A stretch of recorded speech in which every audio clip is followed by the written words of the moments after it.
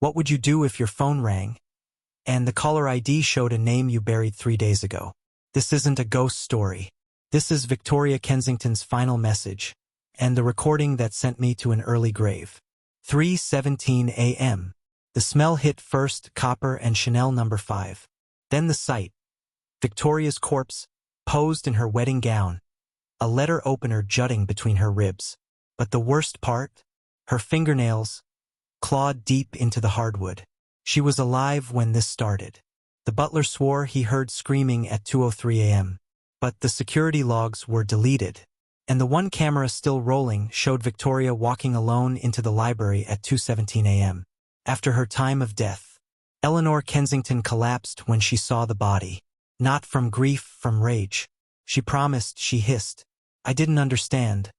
Until I found the safe behind the family portrait. A new will, signed hours before the murder, leaving everything to a Lucien Moreau.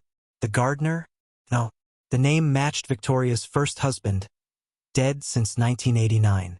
I played the voicemail at 4:42 a.m. You were right, he's here. The ring, it's not mine, then gunfire. But Victoria's autopsy showed no gunshot wounds. So who was shooting? And why did the butler's alibi video show him holding the gun? The mansion had 12 hidden rooms. They only found 11. And something in the walls was laughing. The coroner's hands shook as he flipped the page. 2 different times of death. 2 contradictory causes. And the worst part? Neither matched the 911 call. This wasn't a mistake. It was a confession. Victoria's official autopsy claimed stab wound, 1:15 a.m. But the hidden report, the one burned in the coroner's fireplace, said asphyxiation, 11:37 p.m. So why did 3 witnesses see her alive at midnight? And why was there mud on her shoes? From a garden that only Lucien Moreau tended. Detective Langley cornered the coroner at 5:03 a.m. You lied. The man didn't deny it. He just smiled and dropped a key into the fire. Ask Eleanor, he whispered. She paid for the second report. But she didn't order it. I raced to Eleanor's penthouse. Empty. Just a single note on the bed. He's not who you think. And a wedding photo of Victoria and a man with no face. Charles Whitmore, the butler, cracked at 6:17 a.m. I loved her, he wept. Not Victoria, Eleanor. And that's when it hit me. The will was fake.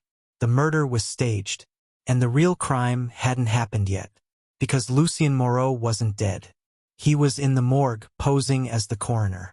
And the body burned in 1989? A nobody. A sacrifice. So why did Victoria recognize him 30 years later, seconds before she died? Langley found it taped under Eleanor's desk. A photo of Victoria, laughing, arm in arm with Lucien, dated 2 weeks ago. But the back? A child's handwriting, Daddy's home. The phone rang. I answered. No one spoke, just breathing, and the sound of a shovel hitting dirt.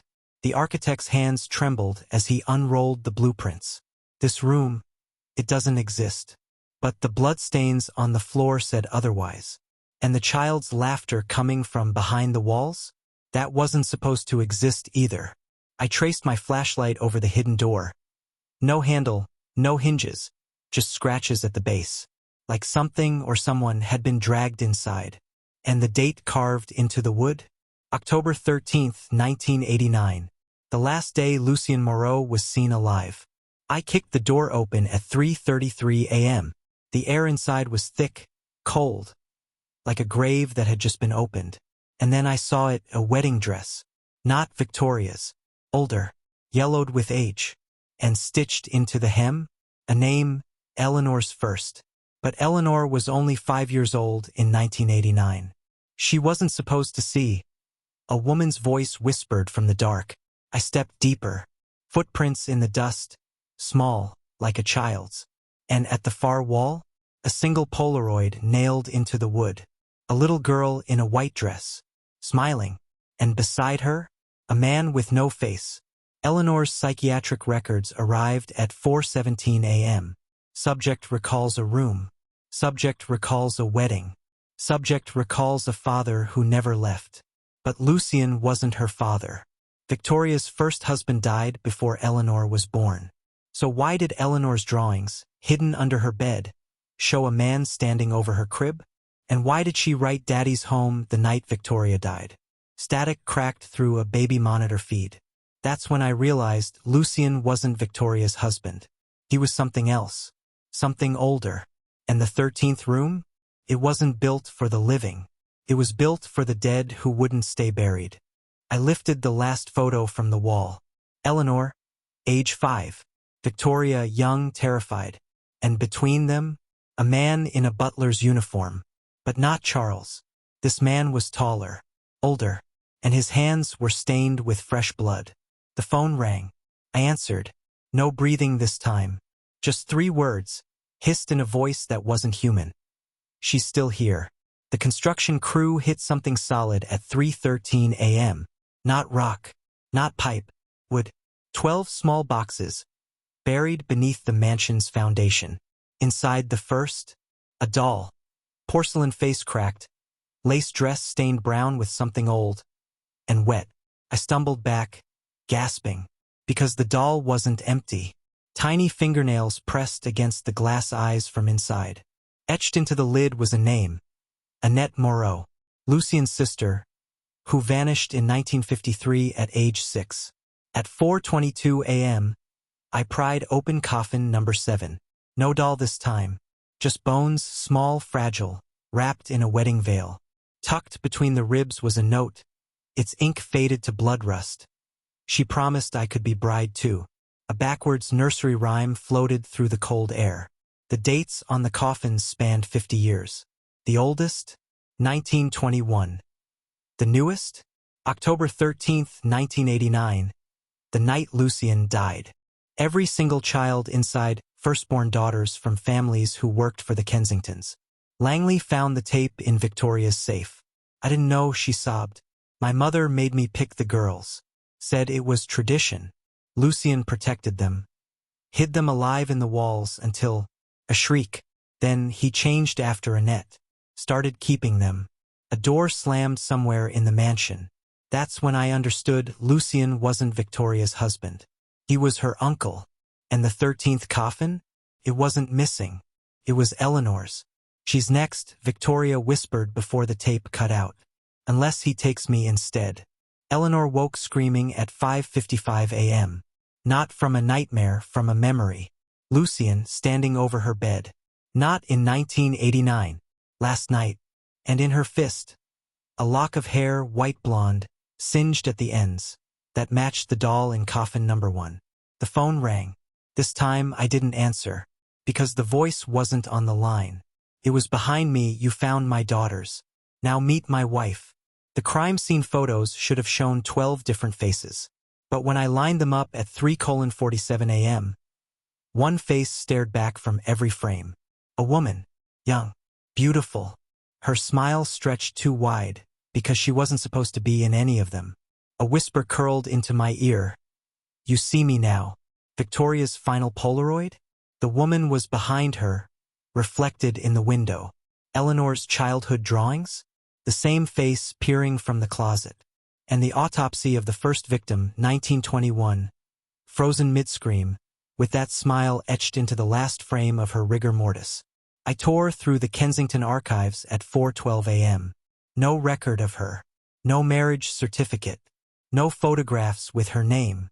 Until I found the garden ledger. October 13, 1889. One entry. Payment to L. Moreau, removal of unnatural wife. But Lucien wasn't born until 1910. The mirror beside me cracked on its own. That's when I realized the smiling woman wasn't human. She was older. And the payment? 12 firstborn girls, one every 13 years, to keep her trapped in mirrors. Until 1989. Until Lucien, her son, set her free. Eleanor knew. The tapes proved it. Age 6, whispering to her dolls. Mama says I have to marry Daddy. Age 12, screaming at Victoria. You promised it wouldn't be me. And the night Victoria died? Eleanor's diary. I put the dress on. I said the words. But she came instead. Liar, the voice hissed through static. The smiling woman didn't want Eleanor. She wanted Victoria, the one who broke the cycle. The one who hid Eleanor by marrying Lucian herself in 1989. And the blood on the hidden wedding dress? Not Victoria's. The first wife's. The real reason Lucian died that night. I dropped the photo. The smile was closer now. In my reflection. And the voice wasn't on tape this time, it was live. You touched my daughters. Now meet your wife. Behind me the mirror rippled. The phone rang. But my phone was shattered on the floor. I reached for my gun. Too late. The glass wasn't breaking. It was opening. 3:13 a.m. The mansion held its breath. I stared into the hallway mirror. But my face didn't stare back. Just an empty suit. A hollow silhouette. And behind me? Something moving in the blackness where my reflection should have been. Glass shattered somewhere close. But the mirror in front of me stayed intact. Because the glass wasn't broken. The world inside it was. And the rules changed at 3:13 a.m. No more reflections. Just open doors for her. The smiling woman. The first bride. And she wasn't trapped anymore. She was hunting. I ran to the library at 3:17 a.m. The books bled ink. The portrait's eyes followed me. And the one document untouched by rot? A faded marriage contract. Lucien Moreau weds the reflection, in flesh and silver. Signed in blood, Victoria's. A child giggled from the chandelier above. Lucien didn't die in 1989. He crossed over. And the 12 coffins? They weren't graves. They were bridesmaids. In the reflection world, the first bride needed attendance. And Eleanor was next. Eleanor's voice clawed through my phone at 3:33 a.m. She's here, she sobbed. In the mirrors. In the walls. She's making me put on the dress. Then static. Then singing. The same lullaby from the nursery tapes. Metal screeched, twisting in the dark. The dress wasn't white.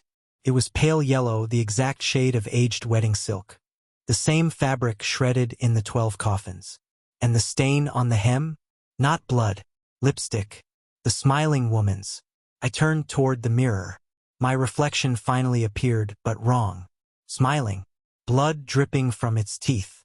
And the voice wasn't mine, you looked too long. Now she sees you. Behind me the chandelier shattered. The ringtone came from inside the mirror. I reached for my gun. Too late. The glass wasn't breaking. It was laughing. October 13th, 3:13 a.m. The dining table was set for 13. The plates were piled with blackened rose petals. The wine glasses held something thick and slow dripping. And at the head of the table, Victoria's empty chair, sat a wedding veil, still sticky with her hair. A knife scraped across a plate, metal shrieking in the dark. The feast wasn't for the living. It was for the brides. All 12 of them. Their faces pressed against the mirrors, hands clawing at the glass. And the main course? Eleanor, dressed in white, screaming into a gag. I pushed into the kitchen at 3:17 a.m. The oven was cold. The knives were spotless. But the smell, rotting peonies, burnt sugar, was overpowering. Pinned to the fridge was a photo of Lucian. Not from 1989. Last week. Standing behind Eleanor at a gas station. Smiling. A wet crunch echoed, like teeth biting into fruit. Lucian wasn't the groom. He was the best man. The first bride's loyal servant. His real job. To prepare the feast. To marinate the brides in terror. So the reflection world could taste their souls. Eleanor thrashed as they forced the veil onto her. Not white, yellow. The same shade as the first bride's teeth. A whisper slid into the air. You will say I do. But Eleanor spat blood onto the table. And smiled. I already did. Every mirror in the mansion exploded at once. Eleanor wasn't the victim. She was the sacrifice, willing. The tape from part 4? Edited. The real ending. If I marry him, she can't take anyone else. The blood on her hands? Her own. A wedding band cut from her finger. I fired at 3:33 a.m. Not at Eleanor. At the mirrors. The glass didn't break. It screamed. And the first bride, for the first time in 100 years, wasn't smiling. Eleanor's blood wasn't bridal. It was holy. Poison to the reflection world. The mansion collapsed at dawn. No bodies recovered. Just 12 wedding rings and one child's drawing. The end. But in the wreckage, a single unbroken mirror remained empty, waiting. The veil of secrets thins every October 13th. Subscribe before she subscribes you.